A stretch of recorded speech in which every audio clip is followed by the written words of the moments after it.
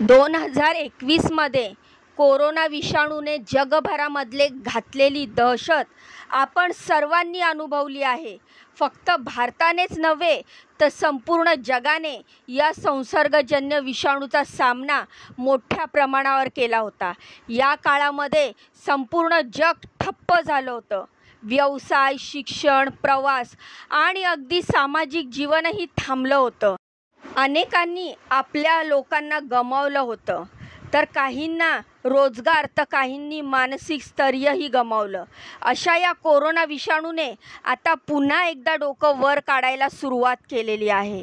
मुंबईमध्ये 8 तर पुण्यामध्ये 1 असे रुग्ण सापडायला लागलेत आणि यामुळे आता कोरोना परत तर येणार नाही ना, असा प्रश्न सगळ्यांनाच पडलाय. आणि त्याच प्रश्नाचं उत्तर आज आपण या माहितीच्या आधारे जाणून घेणार आहोत. तर नमस्कार मित्रांनो, मी रीमा माझ्या या यूट्यूब चॅनलवर तुमचं खूप खूप मनापासून स्वागत करते.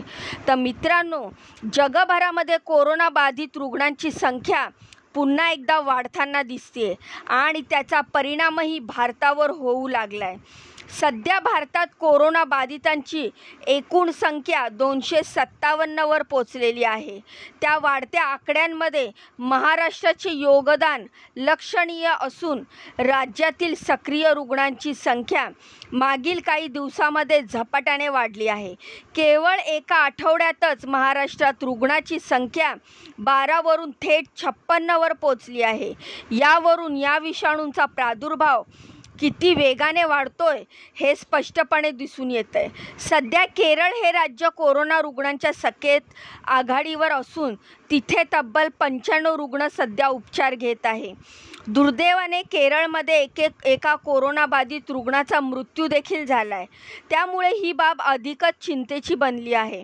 महाराष्ट्र यानंतर दुसऱ्या क्रमांकावर आहे आणि ही स्थिती गांभीर्याने घेण्याची गरज आहे.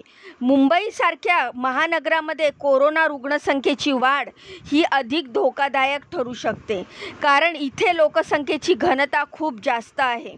मात्र मुंबईतील स्थितीबाबत बृहन्मुंबई महानगरपालिकेने म्हणजेच BMCने काही दिलासा देणारे अहवाल दिलेत. BMCच्या अतिरिक्त आरोग्य अधिकारी डॉक्टर दक्षा शहा यांनी सांगितलं की मुंबईतील सध्याची वाढ नियंत्रणात ठेवता येण्यासारखी आहे.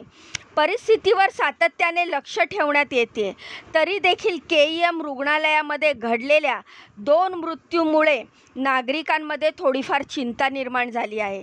एका 14 वर्षीय मुलाचा आणि 54 वर्षीय व्यक्तीचा मृत्यू झाला आहे. हे दोघेही कोरोना पॉझिटिव्ह आढळून आले होते.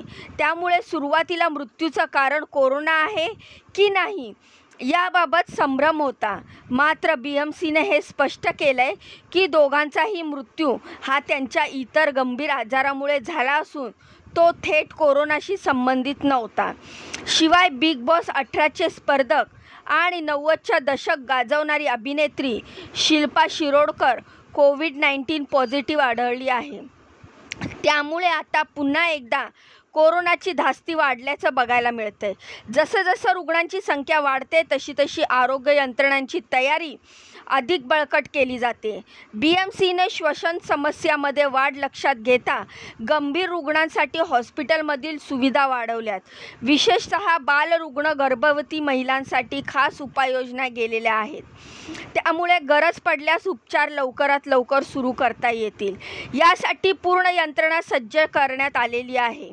एकंदरीत कोरोना विषाणू पुन्हा सक्रिय होत असला तरी प्रशासन त्याला रोखण्यासाठी उपाययोजना करतायत.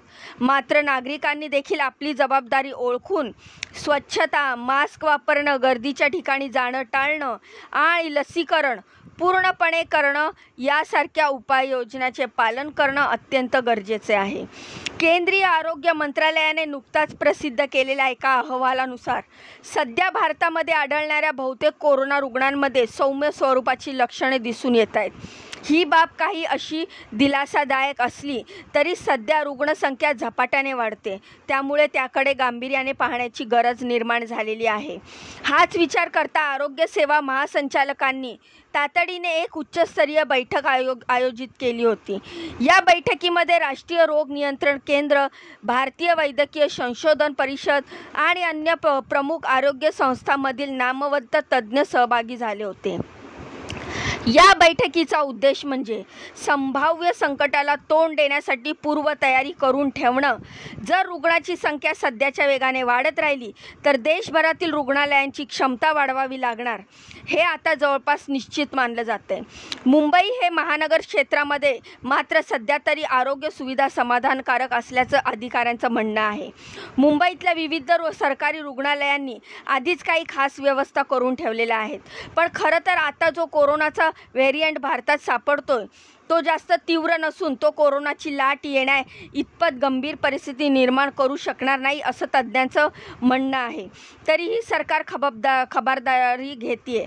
उदाहरणार्थ सेवन हेल्थ रुग्णालयामध्ये एकूण 100 बेड्स उपलब्ध करून देण्यात आलेत. त्यामध्ये 20 MICU बेड्स मुलांसाठी आणि गर्भवती महिलांसाठी स्वतंत्रपणे 20 बेड्स आणि सामान्य 60 बेड्स असा समावेश आहे. तसेच शहरातील आणखीन एक महत्त्वाचं रुग्णालय म्हणजे कस्तुरबा रुग्णालय. तेथे 2 ICU बेड्स आणि 10 बेड्स असलेला स्वतंत्र वॉर्ड उपलब्ध आहे. जर परिस्थिती गंभीर झाली तर संपूर्ण व्यवस्था तातडीने वाढवली जाईल, अशी माहिती आरोग्य प्रशासनाने दिली आहे. एकूणच केंद्र शासन राज्य शासन दोघेही कोरोनाच्या संभाव्य पुरागमनाला तोंड देण्यासाठी सज्ज आहेत.